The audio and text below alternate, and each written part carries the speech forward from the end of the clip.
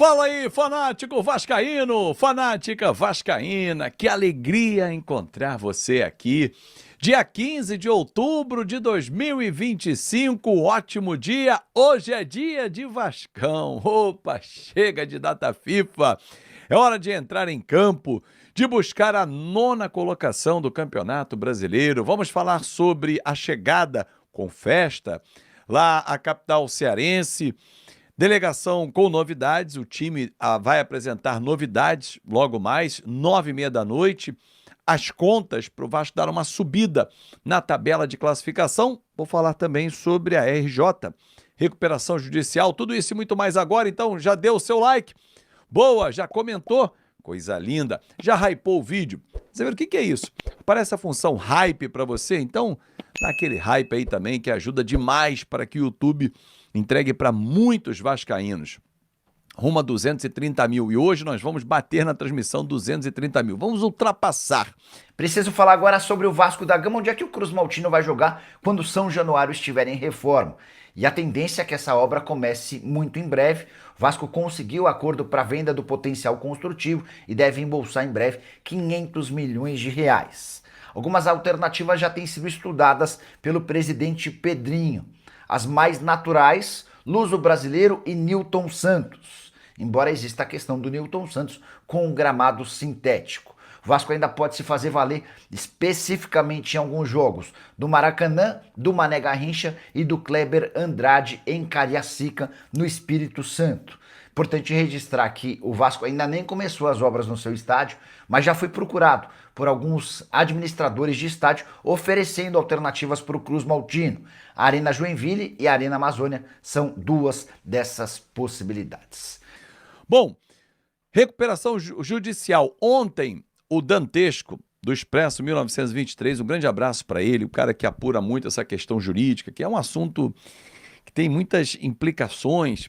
Ele trouxe a informação de que alguns credores tentam a impugnação da Assembleia que aconteceu na última quinta-feira. A Assembleia de Credores, que teve a aprovação de 97,7% dos presentes ao plano de recuperação judicial apresentado pelo Vasco. Mas alguns credores que votaram contra, inclusive como o próprio Banco Bradesco e o representante do volante Wendel, a quem o Vasco deve mais de 19 milhões de reais, absurda essa dívida, né? E quem a contraiu, quem a fez, nem está mais entre nós. Mas, enfim, e não pagou, porque passou por outras gestões também. Mas, de qualquer forma, eles buscaram a justiça para impugnar aquela Assembleia. Não, aquela Assembleia não tem validade, inclusive apresentou vários vícios, erros, como, por exemplo, a apresentação de um novo plano na madrugada, praticamente, né? Horas antes de começar a reunião. Não sei se terão êxito, mas a justiça está aí para julgar.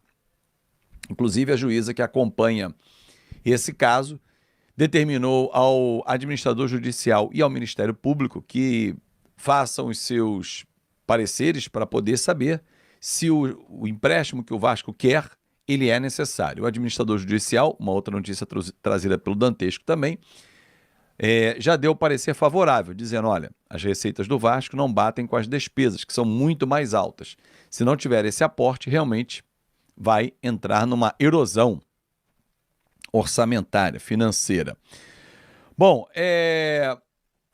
vamos falar sobre o jogo de hoje. Bom, Verratti vai para o banco de reservas, Puma Rodrigues vai ser o titular na lateral direita, Cuesta está de volta e Andrés Gomes é outra novidade. Então o time vai ser Léo Jardim, Puma, Cuesta, Robert Renan e Lucas Piton. Hugo Moura, Barros, Coutinho, Andrés, Ryan e Nuno. É um time mais rápido, com mais mobilidade. E que será importante para o Verratti, que vai entrar no segundo tempo e vai fazer gol hoje. Porque ele vai entrar com menos pressão em cima dele. Jogador importante para o elenco do Vasco, jogador importante para o Vasco, artilheiro do futebol brasileiro, capitão da equipe, um líder que está passando uma fase ruim. Acontece, mas ele vai se recuperar. O gol que o GB fez na última vitória nossa em cima do Vitória, ele faria. Mas ele saiu. Então, assim, o Verratti vai passar essa fase que ele está vivendo, vai voltar a meter muitos gols. Eu já tô com a minha camisa de aquecimento aqui nova, já tô no aquecimento para o jogo de hoje. Já tô no clima. E levando fé no Vasco. Fazendo contas, inclusive. O Vasco vencendo hoje o Fortaleza e com 2 resultados na rodada, o Vasco pula para 9ª colocação. 33 pontos ganhos tem o Vasco. Vencendo o Fortaleza, que está na zona de rebaixamento e nos últimos 5 jogos tem 3 vitórias e 2 derrotas, ou seja, ganha, perde, ganha, perde. Ganhou na última. Hoje é o dia do perde. Não pode ser diferente. O Vasco vai a 36 pontos, pontuação que tem o Bragantino. Só que o Vasco entra em campo às 9h30 da noite. O Bragantino já vai ter terminado o seu jogo contra o líder Palmeiras.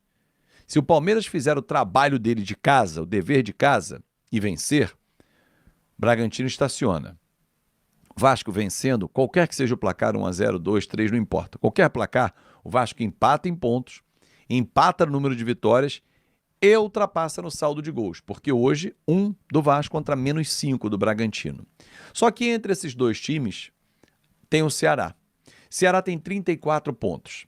Se ele ganhar do Sport, a partida que começa às 8 da noite na Ilha do Retiro, ele vai a 37. O Vasco não o alcança. Mas se ele empatar, vai a 35. Ou se perder, fica com os 34, o Vasco também ultrapassa o Ceará. Ou seja, 10 da noite a gente vai saber se a vitória simples nos garante já na 9ª posição. Pô, Azevedo, mas por que é importante estar na 9ª posição? Ué, dar um salto na tabela de classificação. Ontem até na live, algumas pessoas perguntaram para mim, o Vasco tem que almejar o quê? Sul-Americano ou Libertadores? Ele pode ir para Libertadores via Campeonato Brasileiro. A Copa do Brasil, para mim, vai ser o caminho do Vasco para a Libertadores. Batendo campeão, direto fase de grupos. Caso não aconteça o título, vou isolar aqui, Fluminense ou Cruzeiro, se algum deles vencer a competição, abre vaga no G4, no G6, vira G7. E se Flamengo ou Palmeiras conquistar a Libertadores, vira G8. Porque são times que estão ali em cima. Por que não bater 8º lugar ou 7º? O time não tem condições de chegar ali? Já era para estar figurando na parte mais alta da tabela.